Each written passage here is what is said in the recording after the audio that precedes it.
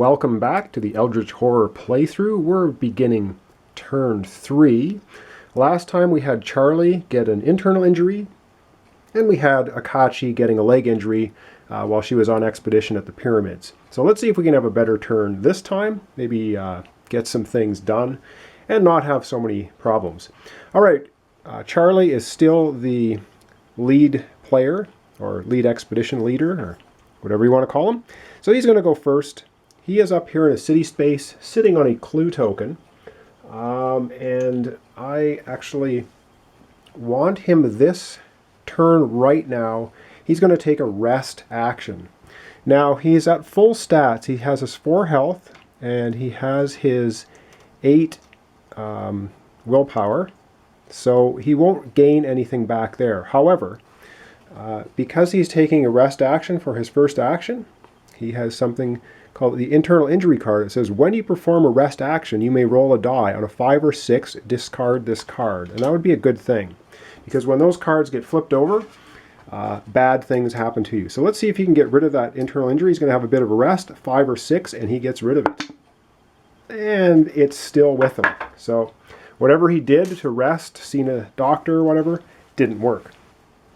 For his second action, he is now going to wield his prodigious influence and see if he can get acquire some of the assets. So he gets to roll 5 dice, and his personal assistant lets him re-roll 1 of them.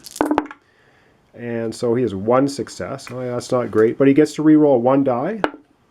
So 1 success. So I guess that internal injury has been bothering him quite a bit, and he's not able to influence as many people. However, there are 2 items in the pile here that only have a cost of 1 influence. And I think he is going to take the .18 Derringer. Now what this does, it's a trinket, it's a weapon. It says you add 1 to the result of 1 die when resolving a strength test during combat encounter. So it basically gives 1 of your die a blessing for combat encounters. And I think he is probably going to give that to Akachi. She has more strength and will probably do more fighting. And that's part of his innate ability, which says when you perform an acquire asset action, you may allow another investigator to gain cards you purchase. So he's basically giving that to Akachi to help her out. And that would be his second action. So he took a rest action and tried to get rid of his internal injury and failed, and he acquired the Derringer and gave it to Akachi. So now Akachi has 2 actions. She's over here in the pyramids.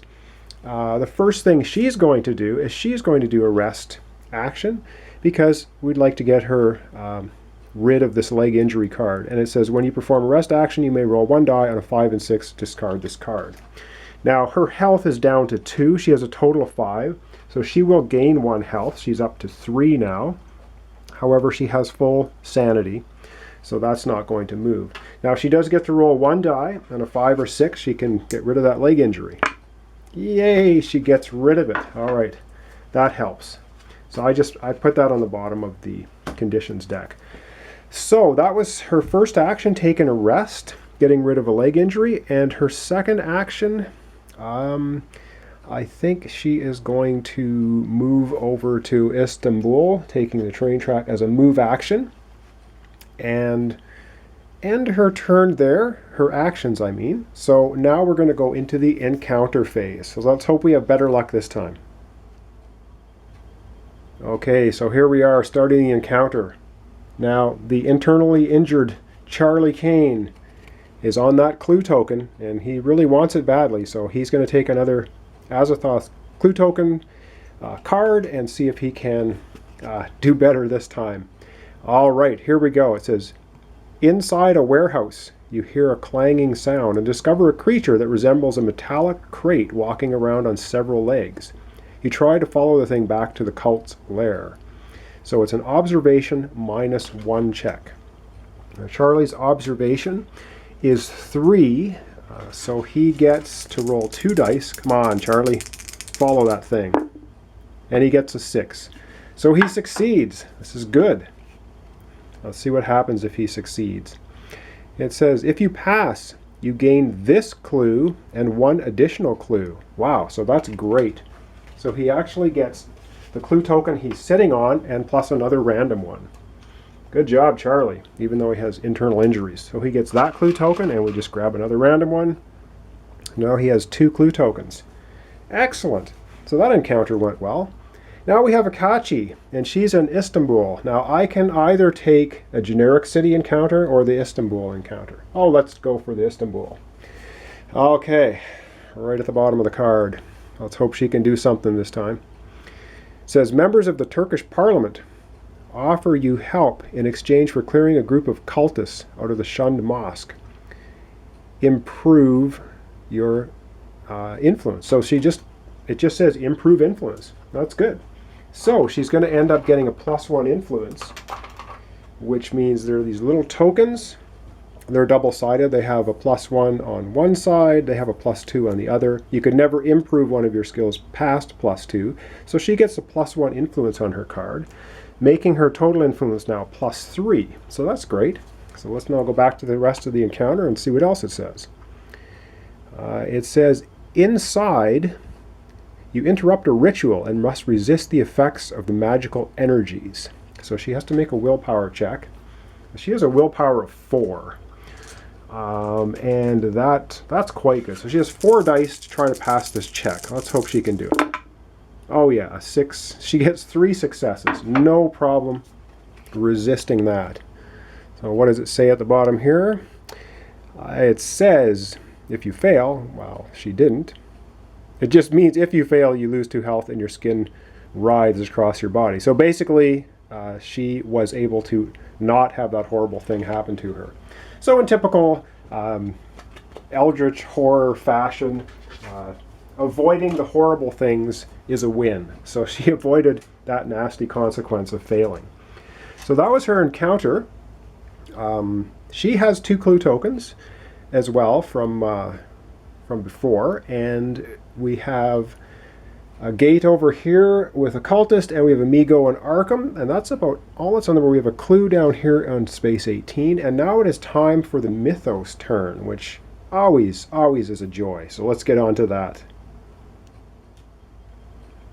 Okay, Mythos card time. One thing I did forget to mention, with the Mythos deck, once you go to pull a Mythos card and there are no more to pull, you lose the game. Just another way to lose Eldritch Horror. So I pulled the top card, and let's have a look at it. So on the top left, again, we have the symbol for the Omen track moving. So we will do that right now. The Omen track moves to the blue constellation symbol. We do have one gate in Tokyo that has that symbol. And what that means is our Doom track is going to move down. So it moves from 15 down to 14. Again, the Doom track hits 0. We lose the game. Azathoth wakes up and basically has a snack on the world. Okay, the next symbol on the card we see is the little red Reckoning symbol. So how Reckoning works is first we look on the board for any monsters. And indeed, we have the Migo has the Reckoning symbol. What it means, we flip him over and we see what he does. And the text on it says, discard the nearest clue and move this monster to that space. So he's basically a clue eater. Now the only clue that's on the board is right here. And so basically we discard the clue. It doesn't go back into the bucket. It just disappears for good. And the Migo has a big migration all the way down to that space. So that's not good to have this monster on the board. It looks like he's just going to go around every time there's a reckoning and absorb clues. Very bad for us because we need clues to probably deal with a lot of the situations in this game. And we have a cultist with this symbol. But as I mentioned before, when you're playing Azathoth, he does not have... there is no reckoning effect on the Azathoth card for cultists. So he's just busy sitting there sacrificing goats and stuff to Azathoth. And that's the end. No, it's not the end. So we look at any Mythos cards on the board. There aren't any with a Reckoning. Then we look at the old one. He has nothing on his card for Reckoning. And then we look to the player characters. Akachi was good. She got rid of the leg injury card. However, poor Charlie here still has his internal injury, and as you can see here, there's a reckoning symbol on the card. So he has to test his strength, and if he fails, we flip over the card, deal with the consequences. Now his strength is 2. Come on, Charlie, shrug this off. All right, so he fails. So what do we do in a failure situation? We flip over the card, and it says excruciating pain. The pain rises to a crescendo, knocking you off your feet. When you finally regain consciousness, the floor is covered in blood. Lose 3 health, then discard this card. Wow, not nice. Charlie has a total health of 4. He's going to lose 3 of it. So he's basically down to 1 health. He's 1 away from death. That's pretty nasty. He's going to be doing a lot of resting, I think, in the next few turns. Okay, wow, that was unpleasant.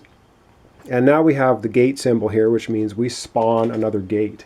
So we pull it off the top of our shuffled gate pile, and wow, right at Istanbul, which happens to be where Akachi is at this very moment. So while she's in Istanbul, a gate appears there.